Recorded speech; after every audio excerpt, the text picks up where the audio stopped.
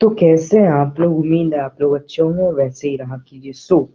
First of all आज से हम लोग अपना सोशल का जो चैप्टर है वो कंप्लीट करने वाले हैं, जिसमें जो हमारा पहला चैप्टर है life lines of national economy की। जो नेशनल इकोनॉमी है ना, और जो लाइफ लाइन है, कैसे हमारा जो जितना भी वर्क्स होते हैं वो चलते हैं, वो जो मेजर मेजर काम है वो सब हम लोग जानेंगे कि कैसे इस चैप्टर में पूरा होता है। Okay, so let's start this video. तो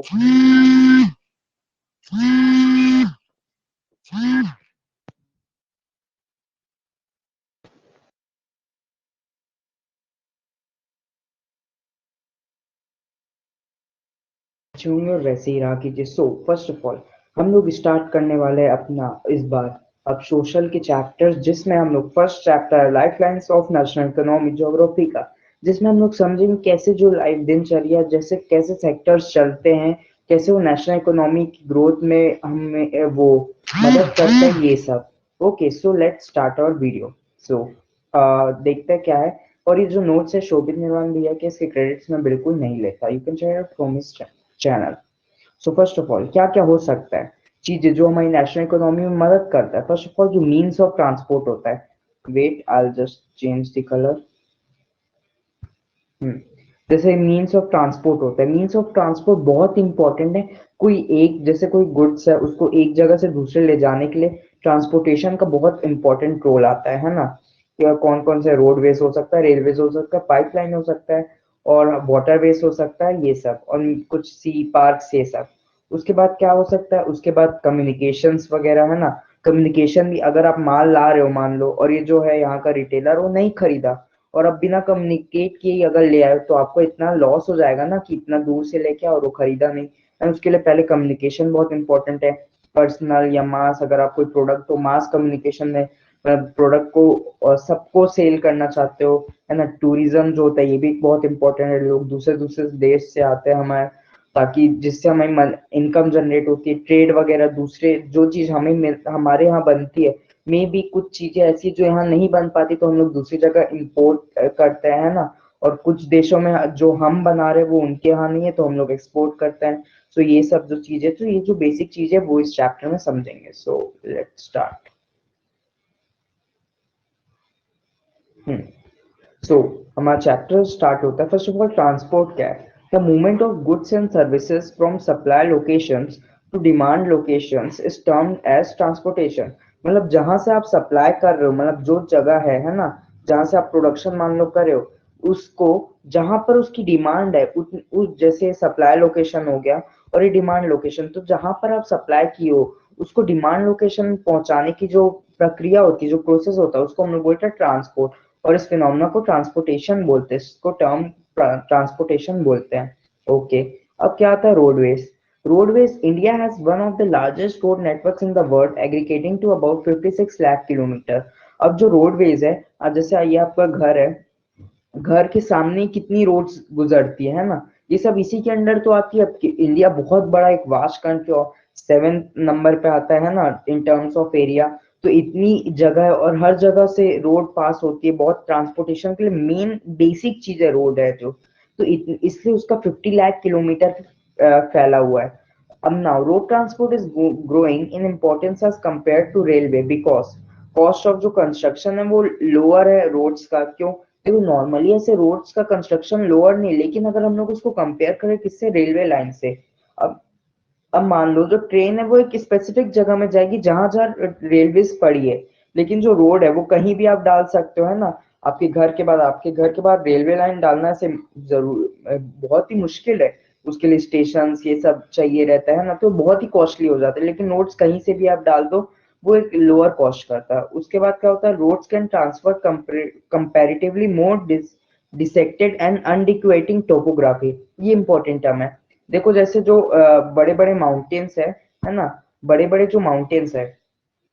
हम्म अब ये जो बड़े बड़े माउंटेन्स है, ये क्या होता है, इधर जैसे रोड्स, जैसे ट्रेन्स जो है, पटरी हर जगह नहीं डल सकती। जैसे सैंड हो गया, रेत के किले, वहां पर थोड़ी ना पटरी धसेगी, क्योंकि सैंड की डेंसिटी बहुत कम होती है।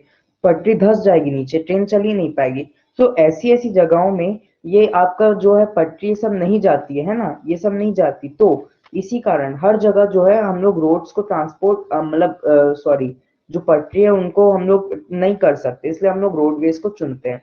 Road transport is economical in transportation of few person relatively smaller amount of goods over short distance.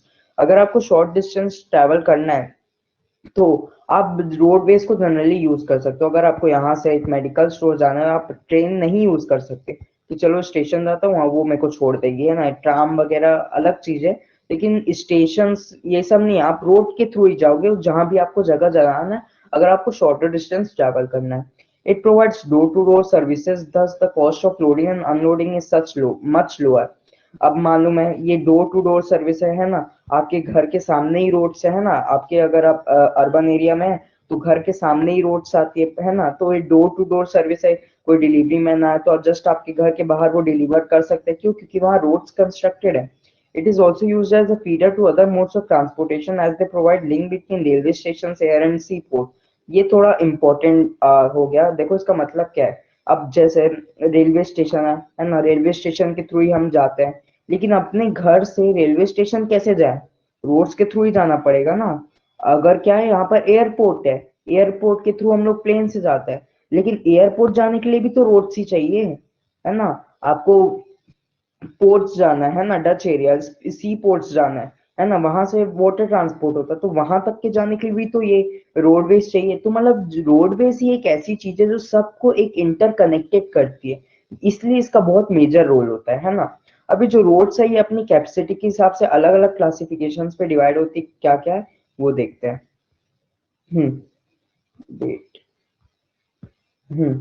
Now classifications of roads, classification of roads on the basis of capacity. Capacity के basis पे जो भी classifications होते हैं उनको देखते हैं अपन क्या होता है। सुपर हाईवेज, सुपर हाईवेज क्या होता है? इट इंक्लूड्स मेजर, हाँ, it includes major roads development project like Golden Quadrilateral linking Delhi, Mumbai, Chennai, Kolkata, Delhi by Delhi वापस by 6 lane super highways. It also include north-south corridor in linking Srinagar, Kanyakumari, and east-west corridor linking Silchar, Porbandar. These projects are being implemented by the National Highway Authority of India (NHAI). अब जो roads है ना, अब roads अपनी capacity के हिसाब से अलग अलग में डिवाइड है क्या? एक तो हाईवेज, हाईवेज के बेसिस पे डिवाइड है ना। जैसे आप यहाँ मान लो कहीं भी हो, है ना, आपको दूसरे जैसे रायपुर वगैरह कहीं बिलासपुर जाना है ना, तो आप हाईवे के थ्रू जाओगे, है ना। वो आपको क्या, एक स्टेट से एक सिटी से दूसरे सिटी ले जाती है, हाईवेज वगैरह हो गया। नेशनल हाईवेज हो गया, है ना, ये एक्सट्रीम पार्ट्स ऑफ कंट्री में डिवाइडेड होता है ना। जैसे आपको दूसरी कंट्री में जाना है तो बेसिकली ये जो हाईवेज होते हैं वो Delhi to America, Delhi to Kolkata, है ना, कितना दिल्ली यहाँ पर है, यहाँ से इतना दूर कोलकाता, वाराणसी, दिल्ली, मुंबई, मुंबई यहाँ है, दिल्ली यहाँ है। तो ऐसी ऐसी जगहों के लिए बहुत बड़े बड़े हाईवेज लगते हैं। अभी सुपर हाईवेज में एक और चीज है, ये एक ना प्रोजेक्ट चल रहा है गोल्डन क्वाड्रिलेटरल। क्या होता है ये? इसके रूट्स याद करना जरूरी है। देखो अगर आपको मैप थोड़ा आइडिया हो कि दिल्ली ज्यादा यहाँ पर होता है, मुंबई यहाँ होता है, चेन्नई थोड़ा नीचे होता है ना साउथ के एरिया में, कोलकाता वेस्ट के साइड में होता है ना। तो ऐसे करके एक क्वाड्रिलेटरल की लिंकिंग होती है यहाँ पर, जिसको हम लोग बोलते हैं गोल्डन क्वाड्रिलेटरल लिंकिंग, जिसमें दिल्ली, दिल्ली से मुंबई, मुंबई टू चेन्नई, चेन्नई से कोलकाता, कोलकाता से वापस दिल्ली, बस 6 लेन सुपर हाईवे, 6 लेन्स की सुपर हाईवेज हैं। ये नॉर्थ, अभी नॉर्थ साउथ में भी क्या क्या कवर करता है? श्रीनगर, है ना, श्रीनगर कवर करता है ना, ये जो श्रीनगर है ना, श्रीनगर वाला एरिया है। और श्रीनगर से कन्याकुमारी नीचे, Srinagar Kanyakumari and east west corridor, है ना, ईस्ट वेस्ट के जो साइट्स हैं उनको ये सब कवर करता है। और ये कौन इसको वो हैंडल करता है? मतलब इसको मेंटेन भी तो करना ही पड़ेगा ना, क्योंकि इतना बड़ा हाईवे है ना, मेंटेनेंस की उसको जरूरत पड़ती होगी। तो मेंटेन कैसे किया जाता हो, उसको कौन मेंटेन करता है? एनएचएआई यानी national highway authority of India, वो उसको मेंटेन करती है। वेट,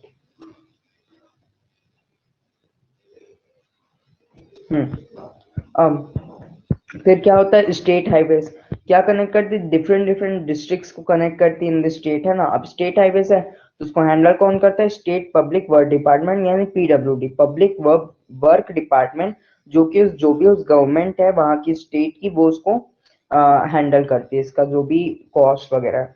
फिर क्या आता है डिस्ट्रिक्ट रोड, जो स्मॉल स्मॉल डिस्ट्रिक्ट्स में जैसे दुर्ग हो गया, ये सब डिस्ट्रिक्ट्स को कनेक्ट करती, वो हो गया डिस्ट्रिक्ट रोड्स। वो वहाँ की जिला परिषद, जो भी वहाँ का जिला परिषद का हेड है वो सब कनेक्ट करता है। फिर आता है रूरल रोड्स, मतलब जो गांव वाले इलाके, उन रोड्स को, वहां पर भी आजकल रोड्स काफी मैन्युफैक्चर हो रही है ना, तो उनको कौन हैंडल करता है, वो जो भी वहाँ के जिला परिषद वगैरह लोग हैं, है ना, ये सब लोग। तो ये सब बेसिक चीजें है ना।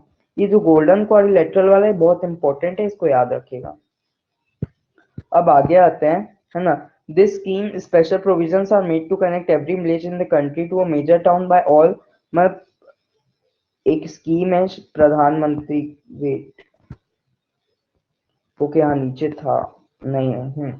अब ये जो है प्रधानमंत्री ग्रामीण सड़क योजना, ये क्या करती है, ये इसका ये एम है कि सारे विलेज एक दूसरे से कनेक्ट हो और सिटीज से कनेक्ट हो, ताकि यहाँ पर रोड्स होंगी तभी ट्रांसपोर्टेशन होगा, ताकि डेवलपमेंट हो कंट्री का। वो इसका एम है ना, ये है। अब आगे आते हैं, आगे क्या है, बॉर्डर रोड्स। बॉर्डर रोड्स नाम से पता चल गया, जो इंडिया है ऐसे करके, है ना, उसकी जो बॉर्डर्स में जितने भी रोड्स होंगे वो बॉर्डर रोड्स होंगे, है ना। उसको हैंडल कौन करता है, बॉर्डर रोड्स ऑर्गेनाइजेशन, वो उसको हैंडल करती है इसको, है ना, BRO।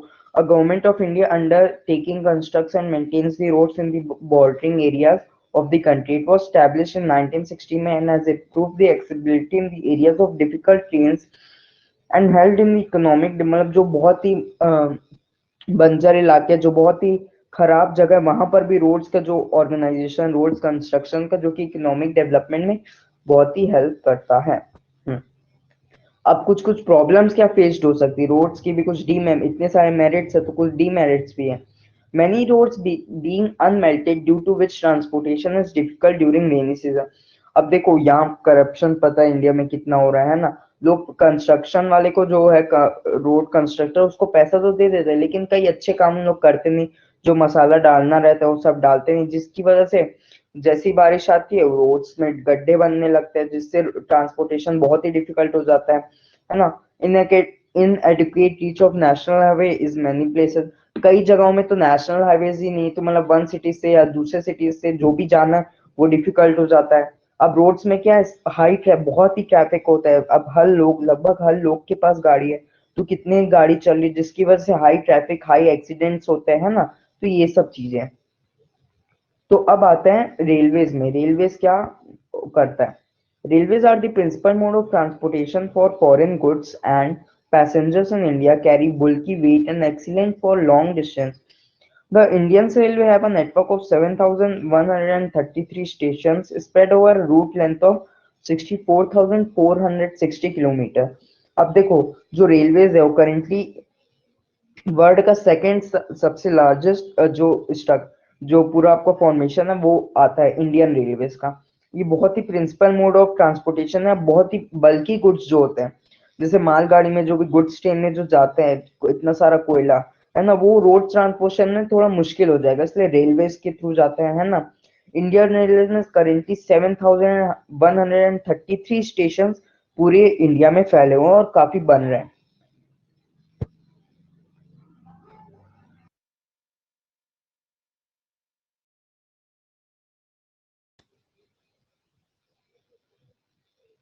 हम्म तो अब ये इतना सारा है ना, 64,460 किलोमीटर।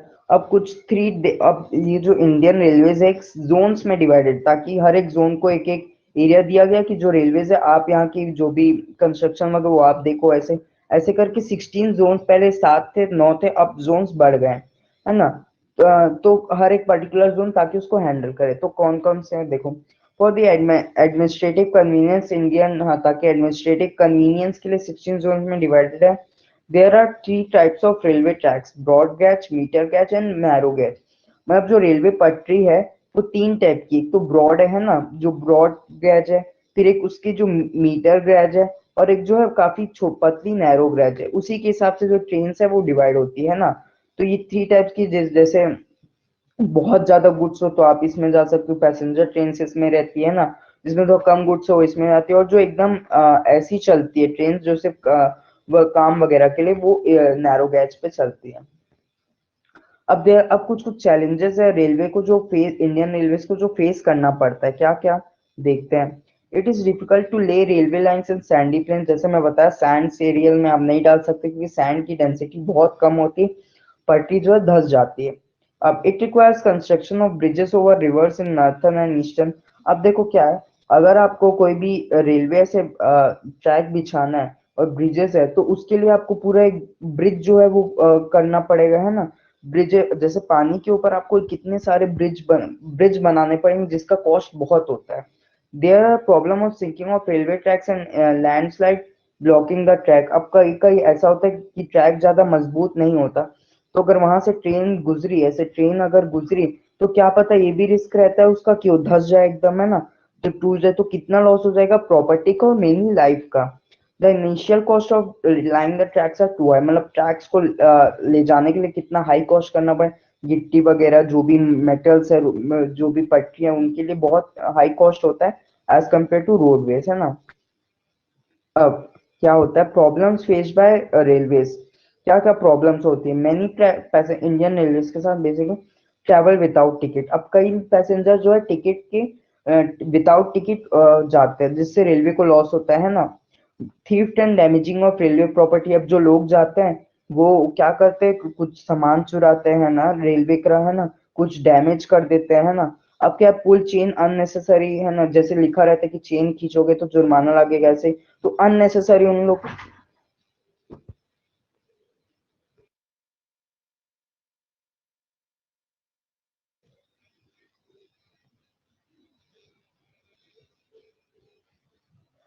अननेसेसरी जो भी है रेलवेज के वो हैवी डैमेज होता है। अगर आप पुल चेंज कर लो तो क्या होता है, जो ऑन टाइम ट्रेन थी वो डिले हो जाती है। लैंडस्लाइड और सिंकिंग ऑफ जो यहाँ पर लिखा था वही इसका मेन रीजन है कि ट्रेन का डैमेज होने का काफी चांसेस होता है। अब पाइपलाइंस, अब पाइपलाइंस के थ्रू कैसे आप ट्रांसपोर्ट कर सकते हो, ये थोड़ा नया टर्म है।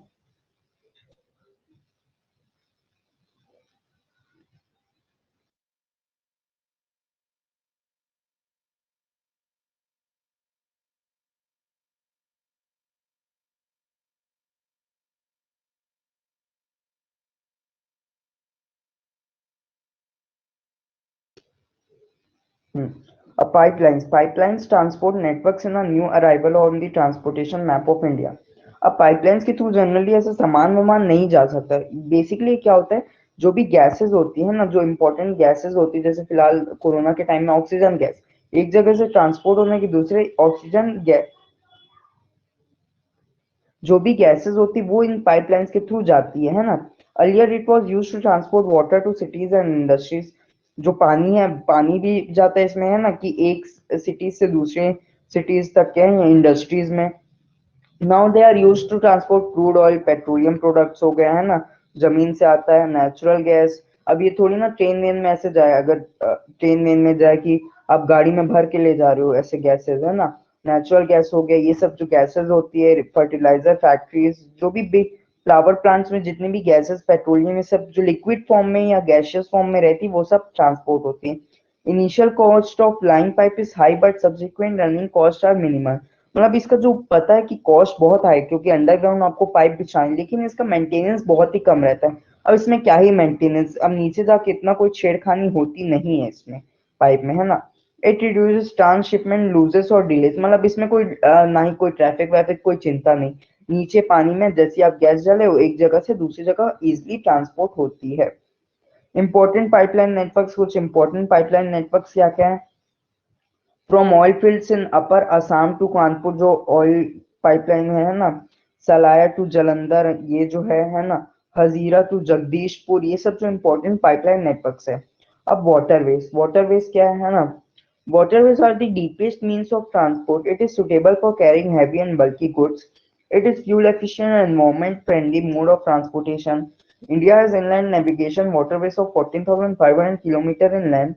95% of the country's trade volume, 68 in terms of value is moved by sea. अब देखो, आपको पता है वास्को डी गामा इंडिया को डिस्कवर किए थे, क्यों, कैसे, किस बेस से किए थे। वो था वाटर वेज, मतलब वाटर के वेज के पुराने टाइम में लोग नॉर्मली बोट्स बना के एक जगह से दूसरी जगह ट्रैवल करते थे, कि उस टाइम कार्स प्लेन्स तो वो होती ही नहीं थी। तो वाटरवेज जो है वो काफी पुराना मोड ऑफ ट्रांसपोर्टेशन है। उसमें कुछ ज्यादा आपको एनवायरमेंटली कुछ फर्क पड़ता नहीं है ना, और ये काफी चीपेस्ट मीन्स ऑफ ट्रांसपोर्ट है ना, अगर आपको नॉर्मल शिप्स वगैरह जा रही हो। ये बहुत ही पुराना इन इन एंशियंट वेज है ना, ट्रांसपोर्टेशन वेज है। जो इंडिया है, जो भी आपका इंपोर्ट एक्सपोर्ट हो जाए जो कंट्री से, वो ट्रेन के थ्रू ये सब नहीं होता, गाड़ी के थ्रू। ये सब वाटर वेज के थ्रू ही, जो चाइना से सामान जा रहा है, जो इंडिया से सामान जा रहा है, वो सब वाटर वेज के थ्रू ही जा रहा है। 95% of the country trade volume है ना, जो भी 95 जो भी ट्रेड का जो वॉल्यूम है ना, जो भी 68% जो भी वैल्यूज होती है, मतलब 68% ऑफ गुड्स वो सी से ही जाती है, मतलब more than half of a percent. अब कुछ नेशनल वाटरवेज समझ लो है ना, जैसे हाईवेज होते थे, NW1, the Ganga river between Allahabad and Haldia, है ना, कितना किलोमीटर वो देख लो। तो ये जो इम्पोर्टेंट है जितने भी है, ये आप लोग एक बार पढ़ लेना है ना, कि कौन कौन से इम्पोर्टेंट है, मतलब सारे इम्पोर्टेंट है, एक बार पढ़ लेना। उसके बाद major sea port, sea ports जो है मेजर, वो कौन कौन से हैं? Kandla in Kutch, it was the first port developed soon after independence to ease in the volume. देखो सबसे पहले जो हमारा एंशियंट था वो मुंबई में जो पोर्ट था, उधर क्या है, बहुत ही मतलब वो बिजी रूट आप कह सकते हो, बिजी एरिया था वाटरवेज के लिए, कि पूरा देश भर का जो भी ट्रेड होता था वो मुंबई साइड ही होता था। तो क्या कंडला जो है, जो कच्छ साइड है, वहां पर एक और जो है पोर्ट बनाया गया, क्यों? ताकि जो मुंबई पोर्ट है उसको थोड़ा इजी करने के लिए, वहां पर थोड़ा बहुत ही बिजी शेड्यूल था, उसको कम मिनिमाइज करने के लिए। अब Mumbai it is the biggest port है ना, सबसे बड़ा पोर्ट है, और जो भी मेजर ट्रेड्स होते हैं वो इसी के थ्रू होते हैं। फिर होता है Jawaharlal Nehru, it was plan to view the decongest the Mumbai port and serve as a hub port. Jawaharlal Nehru port भी जो है वो मुंबई पोर्ट जो है उसको एक तरह से क्या कहते हैं, इजी, काफी बिजी था ये, तो इसके अलावा इसको भी बनाया गया उसी के लिए। फिर क्या, मरमाओ गांव पोर्ट है ना, जो गोवा में, इट इज प्रीमियम आयरन और एक्सपोर्टिंग पार्ट, और जो भी आयरन ओर जो होता है कंट्री का वो एक्सपोर्ट होता है। It accounts for the 50% of the iron ore export, मतलब जो 50% जो इंडिया का जो आयरन ओर होता है वो गोवा के थ्रू एक जगह से, एक कंट्री से दूसरे कंट्री जाता है। फिर क्या आता है ना, ये कुछ है न्यू मैंगलोर पोर्ट है ना, फिर कोची। ये जो भी इंपॉर्टेंट पोर्ट्स है ये आप लोग पढ़ लेना, इंपॉर्टेंट है। अब आगे बढ़ते हैं। हम्म अब क्या है, एयरवेज। एयरवेज क्या है? एयरवेज सबको पता है, सबसे फास्टेस्ट और सबसे एक्सपेंसिव और सबसे कंफर्टेबल मोड ऑफ ट्रांसपोर्टेशन होता है एयरवेज, है ना। पर ये जो है, ये क्या, ये इतना क्यों होता है? क्योंकि आप माउंटेन्स ले लो, डेजर्ट एरिया हो लो, ये तो हवा में उड़ता है, हवा को क्या है ना, और इसमें ना ही कोई ट्रैफिक की चिंता होती है ना। उसके बाद जो भी है, आप चाहो तो हेलीकॉप्टर्स के थ्रू प्राइवेट हेलीकॉप्टर्स बुक कर सकते हो, जेट बुक कर सकते हो, है ना, इन सब चीजों के लिए। और सबसे फास्टेस्ट होती है, इसलिए थोड़ा कॉस्टली भी इसका ज्यादा होता है। अब ये जो है, पहले लोग प्राइवेट एयरवेज ही चलाते थे, लेकिन गवर्नमेंट ने इसको नेशनलाइज कर दिया, जैसे इंडिया सेंट्रल गवर्नमेंट के द्वारा चलती है ना, वैसे गवर्नमेंट ने भी इसको नेशनलाइज कर दिया 1953 में।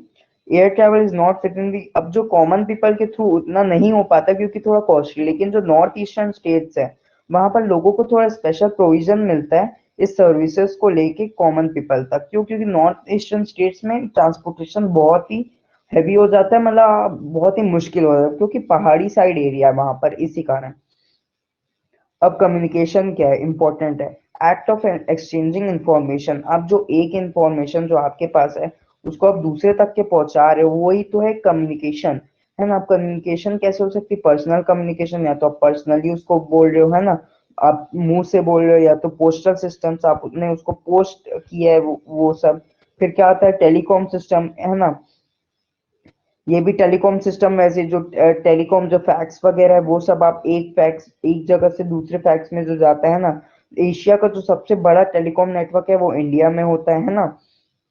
अभी जो पोस्टल सिस्टम है कैसे होता है, बुक्स पैकेट में, आपको पता है ना, पोस्ट कार्ड्स वगैरह, या न्यूज़पेपर के थ्रू, न्यूज के पेपर के भी थ्रू आप कम्युनिकेशन करते हो, जो गवर्नमेंट पॉलिसीज कर रही है वो लोगों तक के कैसे पहुंच रही है, मेनली न्यूज़पेपर, इंटरनेट, ये सब के थ्रू, है ना। तो ये सब हो गया बस। वैसे जो मेल्स वगैरह ये सब अब काफी कम हो गई क्योंकि इंटरनेट आ चुका है ना। पहले एसटीडीज चलते थे, सब्सक्राइबर टर्न, एक येलो कलर का बूथ होता था, फोन बूथ, वहां पर से आप बात कर सकते थे। 1 घंटे का कुछ चार्जेस होते थे, है ना, दूसरे से बात कर सकते थे। तो ऐसे ऐसे भी आप कम्युनिकेशन कर रहे हो, पर्सनल कम्युनिकेशन। फिर आता है मास कम्युनिकेशन, मतलब पूरी दुनिया, मतलब इंडिया बहुत ही लार्ज एरिया में जो कम्युनिकेशन चलते हैं उनको मास कम्युनिकेशन बोलते हैं। एंड जैसे टेलीविजन हो गया, रेडियो हो गया, जो सीरियल्स चल रहे, जितने भी न्यूज चल रही है, न्यूज़पेपर्स हो गया, है ना, फिल्म्स हो गया, उसके थ्रू भी आप कम्युनिकेट कर पाओ कि क्या एक फिल्म हमें बताना चाह रही, क्या सिखाना चाह रही, ये सब चीजें, है ना। इसको पढ़ लेना एक बार। और ये भी जो है न्यूज़पेपर जो आज इंडिया में मोर देन 100 लैंग्वेजेस में चलते हैं। अब क्या आता है ट्रेड। ट्रेड बताया हूँ कि कैसे जो ट्रेड है वो एक कंट्री की इकोनॉमी में मेजर रोल लाती है। ट्रेड कैसे हो सकता है, इंटरनेशनल हो सकता है ना। अगर दो कंट्रीज के बीच में जो ट्रेड्स होते हैं वो इंटरनेशनल ट्रेड्स होते हैं। अगर मान लो मैं, मेरे पास कुछ सामान है ना, बहुत ही बल्कि, अब मैं चाहता हूँ कि मैं इसको दूसरे देश में बेचूं ताकि पैसा कमाऊं।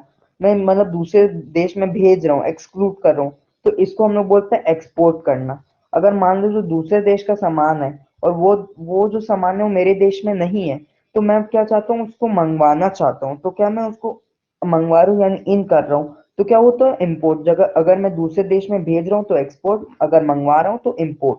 अब हमारा जो मेजर जो ट्रांसपोर्टेशन होता है वो किससे होता है, चाइना से, इसलिए ज्यादातर सामान देखते हो मेड इन चाइना ही होता है इंडिया में। अब क्या होता है बैलेंस ऑफ ट्रेड। अगर मान लो मैं जो इंपोर्ट कर रहा हूँ, मतलब मैं जितना सामान मंगवा रहा हूँ और जितना सामान दे रहा हूँ, उसका जो कॉस्ट वैल्यू है वो इक्वल है, तो क्या होता है बैलेंस हो रहा है ट्रेड में। मतलब आप जितना कमा रहे हो और जितना मंगवा रहे हो और जितना भेज रहे हो, बैलेंस, उसमें कोई नो प्रॉफिट नो लॉस वो चलता है। अगर मान लो वही चीज, अगर मान लो मैं जितना सामान दे रहा हूँ उससे ज्यादा सामान मंगवा रहा हूँ, तो फायदा किसका हो रहा है, ये, क्योंकि अब मेरे को ज्यादा सामान दे रहा है वैल्यू के इन टर्म्स में। तो ये क्या होता है, मेरा लॉस ट्रेड होता है, मतलब लॉस प्रॉफिट, प्रॉफिट होता नहीं, लॉस में चलता है ये ट्रेड। अगर मान लो मेरे पास बहुत ज्यादा, अगर मैं ज्यादा सामान दे रहा हूँ, है ना, और कम सामान मंगवा रहा हूँ, तो प्रॉफिट किसका होता है, तो इस टाइम प्रॉफिट हमारा होता है क्योंकि हम ज्यादा सामान दे रहे हैं इन टर्म्स ऑफ वैल्यू। पर फिलहाल इंडिया लॉस पे चलता है क्योंकि चाइना से बल्कि ऑफ गुड्स आता है एज कंपेयर टू जितना हम उनको देते हैं। ठीक है, ये हो गया।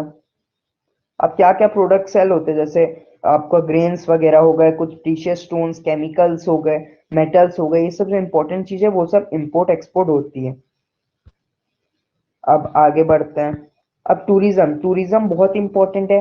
अब जो भी लोग हैं, जैसे आप दूसरे कंट्रीज में जाते हो तो कुछ पैसा खर्च करते हो, है ना, तो यही चीज होती है जिससे आपकी जो करेंसी, जैसे आप इंडियन हो, आप बाहर गए, यूएस में गए, तो आपके पास रुपीज है, वहां डॉलर्स चलते हैं, तो उनके पास से क्या आ गया, अब रुपीज आ गया, तो रुपीज चेंज होता है। तो ऐसे करके, जैसे वो अगर अमेरिकन है वो इंडिया में है ना, इंडिया में है, तो उनका डॉलर इंडिया रुपीस में कन्वर्ट हो जाता है ना। तो मतलब जो दूसरी फॉर्म ऑफ करेंसी वो आ रही, वो करेंसी बढ़ रही है ना। तो इन सब चीजों में टूरिज्म बहुत इंपॉर्टेंट है। एक्चुअली इंडिया 4th नंबर पे आता है लगभग टूरिज्म के मामले में। More than 15 billion peoples are directly engage. 15 lakh से भी ज्यादा लोग जो है वो एंगेज है टूरिज्म में। It also helps in development of international, आप लोगों के बारे में जान पा रहे हो, दूसरी कंट्रीज में जा रहे हो। फिर फॉरेन टूरिस्ट है जो इंडिया फॉर हेरिटेज, जो भी हेरिटेज साइट्स है, इकोनॉमिक्स के लिए, एडवेंचर, ये सब जो इंपॉर्टेंट चीजें वो टूरिज्म को काफी इफेक्ट करती है मेनली इंडिया में। सो बेसिकली यही चैप्टर था कि कैसे जो इकोनॉमिकली जो चलती है चीजें वो कैसे वर्क करती है इंडिया में। आई होप वीडियो अच्छा लगा तो लाइक कर देना, बुरा लगा तो डिसलाइक कर देना, एंड मेरे को कमेंट सेक्शन में बताया कि आपको कैसा लगता है। So thank you for watching my video. Bye.